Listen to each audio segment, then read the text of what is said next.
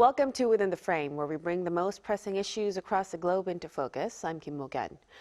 North Korea is once again raising the stakes. The regime claims it has successfully test-fired a new hypersonic missile, with Kim Jong-un personally overseeing the launch. The timing is no coincidence. The test took place on the very day President Lee Jae Myung began his state visit to China, the first by a sitting South Korean leader in nearly a decade. It also comes just days after President Trump's dramatic military capture of Venezuela's Nicolás Maduro. With security concerns mounting and diplomacy back on the table, key questions are now emerging about regional alignment, deterrence, and what Pyongyang is really aiming for. For more on this, we are joined in the studio by Go Myong-hyun, a senior research fellow at the Institute for National Security Strategy. A big welcome, Dr. Go. Good to see you again. And also joining us online is Choi Hyun-jin, professor of political science at Kyunghee University. Good to see you, Professor. Good evening. Thank you for having me. So, Professor Choi, let's start with the timing of the latest launch. North Korea launched these hypersonic missiles right as President Lee kicked off his state visit to China. How would you read into this move? Thank you for the question. I think this missile launch can be understood in three ways. First, there's this political signal, not just a military test. North Korea always chooses its timing very carefully. So by launching a missile when President Lee began his state visit to China, Pyongyang wanted to send a simple message. North Korea must not be ignored.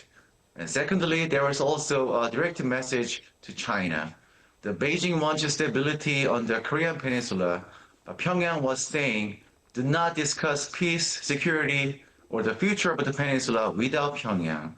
In other words, North Korea was reminding China that North Korea still has the power to raise tension whenever it wants. And thirdly, there was also a signal to the United States. So after watching recent U.S. military raids in Venezuela, the Kim Jong-un likely reached a simple conclusion. The countries without strong military deterrence are not safe enough. And that is why North Korea is continuing to develop advanced missile and also nuclear weapon. For Pyongyang, these strong weapons are not just tools for negotiation, and they are tools for regime survival. So I think this missile launch does not suggest that North Korea is ready for talks right now. Instead, it shows that Pyongyang is trying to increase its bargaining power before any future dialogue with Washington or Beijing. So kind of a show of power from North Korea's side.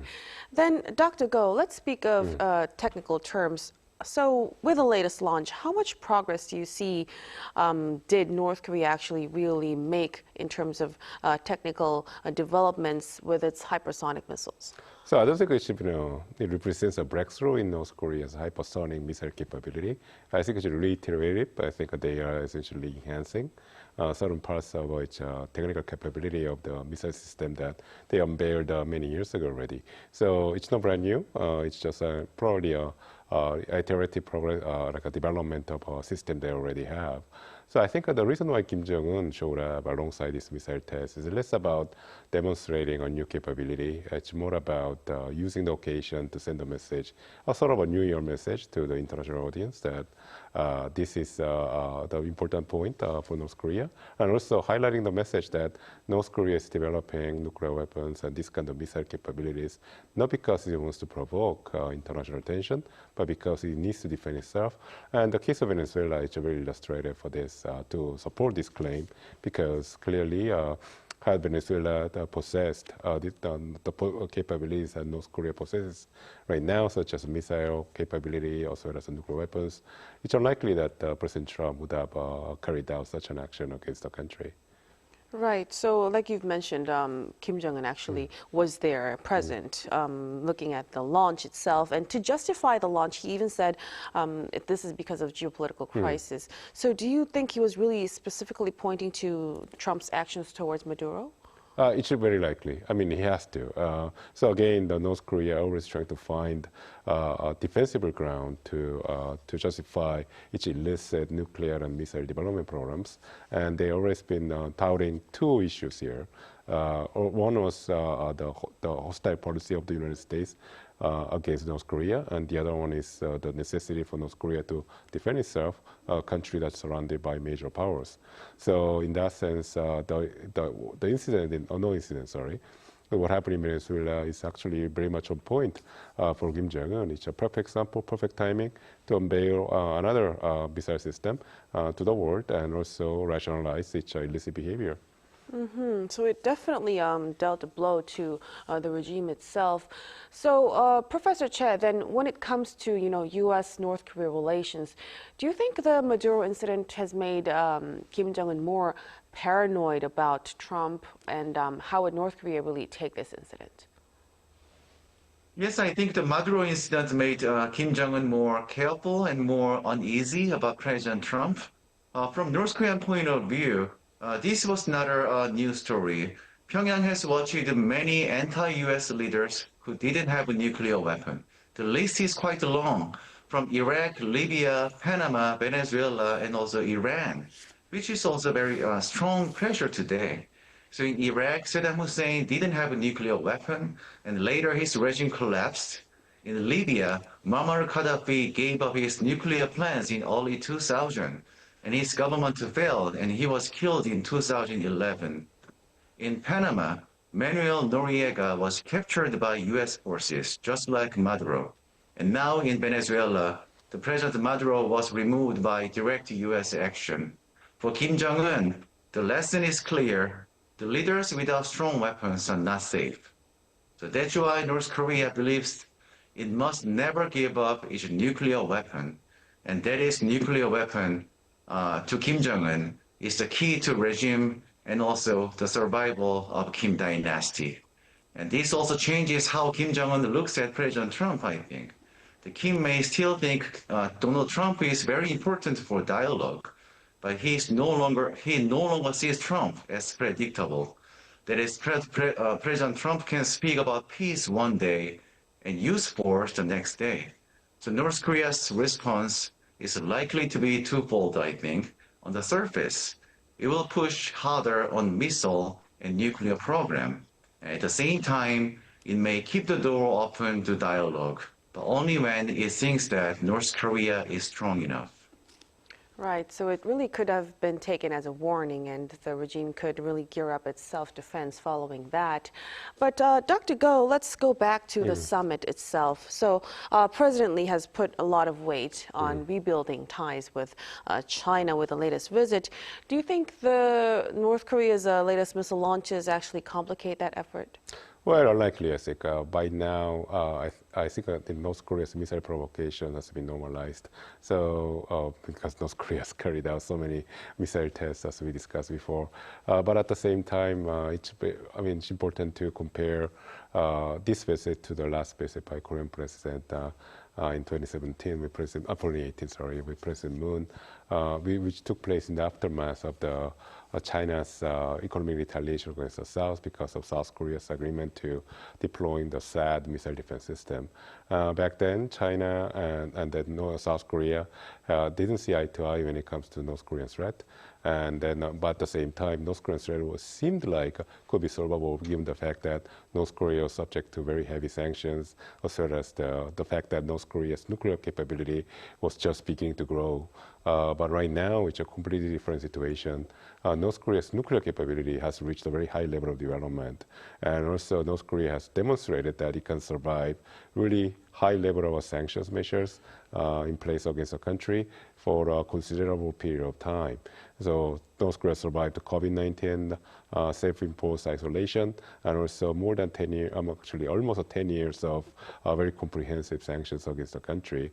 So in that sense, I think there's less, in the sense, there's less impetus on the part of South Korea to work with China to try to solve the North Korean problem, which means that South Korea didn't want to place the North Korean issue at the top of its agenda when it comes to the engage in conversation with China. And I think likewise, China had a similar disposition regarding its bilateral relations with the South. So that allowed the two countries to focus more on their own bilateral issues, which are plenty. For instance, the need to further develop their economic engagement. The two sides had agreed. They have signed the free trade agreement, which was kind of superficial. It wasn't kind of a free trade agreement that South Korea had with the United States, which are very high level of integration. But nonetheless, in this time when the United States itself is undermining or dismantling the international free trade system, the trade agreement that we have with China is very important. And also, South Korea has been pushing China to lift the unofficial ban on South Korean cultural products in China. I think it looks like South Korea made some headway into the problem. And again, also the China and South Korea went for the low-hanging fruits of normalizing relations. So apparently, South Korea and China have agreed to annualize their bilateral meetings. So in that sense, it represents some progress. And finally, the two sides have, in fact, discussed what's going on in the Yellow Sea or West Sea for South Korea, which is the infringement upon South Korea's, in fact, Chinese violation of South Korea's territorial integrity there by constructing illicit maritime structures. So I think the two countries have been able to discuss a wide-ranging issues, and in fact, quite successfully, I believe. Right. So we've been seeing some breakthroughs in terms of lesser sensitive issues between the two countries. But it seems though China will have its own calculations moving forward. Professor Che, with America pressuring on multiple fronts, do you see any chances for President Xi to use North Korea as a bargaining chip moving forward? I think China's approach to North Korea is quite clear. That China is not willing to help North Korea give up its nuclear weapon. Instead, Beijing prefers to keep North Korea as a strategic variable. That is something that can be used and adjusted depending on the wider situation. So from China's point of view, a nuclear-free North Korea will actually reduce China's influence. And as long as the North Korea issue remains unresolved, China stays relevant to the US, South Korea, and Japan. So this logic was visible in Xi Jinping's remarks during the recent summit. So when President Lee asked for China's active role on the Korean Peninsula, Xi Jinping didn't respond directly on North Korea. So instead, he shifted the frame to regional peace and strategic responsibility. So this was not accidental, I think. By using the word regional, China was linking North Korea to bigger issues, especially US-China competition and the Taiwan question. In other words, China does not want to deal with the denuclearization of North Korea right now. So I think China's goal is management, not resolution. It's a dialogue, but not denuclearization. So I believe China will not push North Korea to abandon its weapons, and instead it will keep North Korea as a strategic variable. So it's really a very sensitive issue for China regarding this. But what about Dr. Go? Do you see any chances for China to push North Korea to re-engage in dialogue? No, I completely agree with Professor Che on this. Clearly, China's aim is to maintain or even heighten its relevance rather than trying to resolve the regional problem. So in that sense, I think what China's doing is essentially conducting diplomacy for diplomacy's sake. So essentially, it's a quest for relevance rather than urgency. So, but then what plays in favor of China is the fact that Seoul seems to agree with this. So we are with almost more than 2 decades of nuclear diplomacy with North Korea has shown is that North Korea has its own mind, and all these different countries that South Korea had hoped that could exercise leverage on North Korea, such as China and Russia, have been unable to do so. So with these lessons in mind, I think South Korea is realistic about the chances of China exercising its leverage on North Korea. So what's important now is, in fact, at least have China on South Korean side, that it doesn't abandon its overall goal of denuclearization of the Korean Peninsula. Clearly, China has played down that goal but then not to the extent of Russia is doing right now. Clearly, Russia has abandoned the goal. In fact, it's very actively helping North Korea to develop its strategic capabilities in a very flagrant violation of the Security Council resolutions that Russia itself had agreed to just a couple of years ago. So in that sense, the urgency on the part of South Korea is not to resolve the North Korean problem in the next 4 years or 5 years of President Lee's term. It's in fact at least keeping China on South Korean side. And I think in that sense, China is also agrees with South Korea on that because it's a low-hanging fruit for China. China doesn't have to lift a finger by not doing anything. It will no longer be criticized for lack of action, but nonetheless, I think there will be some appreciation on that because it contrasts itself positively with Russia. Mm-hmm. Well, moving ahead, then President Lee actually, he says he's prioritizing practical diplomacy, of course, from his term. Professor Che, do you think his latest visit to China could actually lay the groundwork for a new phase in Northeast Asia diplomacy, or are we still stuck in the old dynamics? I think there are two main, there are some achievement. So I think the answer is somewhere in between. So it is true that there are no major outcome. The China still does not clearly admit the existence of a cultural restriction on Hallyu. And also there was no fast answer on the West Sea artificial structure. And there was no new wording on North Korea nuclear problem. So if we really expect immediate outcome, this vision may feel limited. But President Lee's idea of practical diplomacy is not about fast win. It is about dealing with reality step by step. So on the cultural side, both sides agree to move forward slowly, starting from areas that are less sensitive. And also on the West Sea issue, the problem was not solved, but both sides agree on one key point. The West Sea should be a peaceful and also shared space, and they also agree to work toward talks at the vice minister level. And this is useful for preventing sudden tension in West Sea. So this step may look small, but in Northeast Asia, preventing problem from getting worse is real progress, I think. So I would not say this vision created new regional order. Frankly, all the patterns still exist in this region, but this summit helped bilateral relations more stable and also rebuild the trust and prepare for the ground for future talks. So in short, there were no big headlines after this summit, but this visit laid the quiet groundwork for more stability in Northeast Asia. Right, so that visit in itself could be seen as some progress. So with Washington, Seoul, and Tokyo now fully coordinating real time on when it comes to North Korea's missile activities, Dr. Go, do you think this trilateral approach is actually helpful in deterring North Korea's provocations, or could it backfire or kind of provoke a stronger reaction from the regime? I think it's working, absolutely. The reason why we don't quite appreciate or feel the effectiveness of deterrence posture is because deterrence is like air and water. We only feel each system which is not there. So only in that sense that we comes to the understanding of an appreciation for deterrence. And in fact, it's the deterrence, that posture that the three countries share that allows South Korea and Japan to remain stable and peaceful in the last 7 decades. So, and at the very heart of this deterrence posture lies the United States.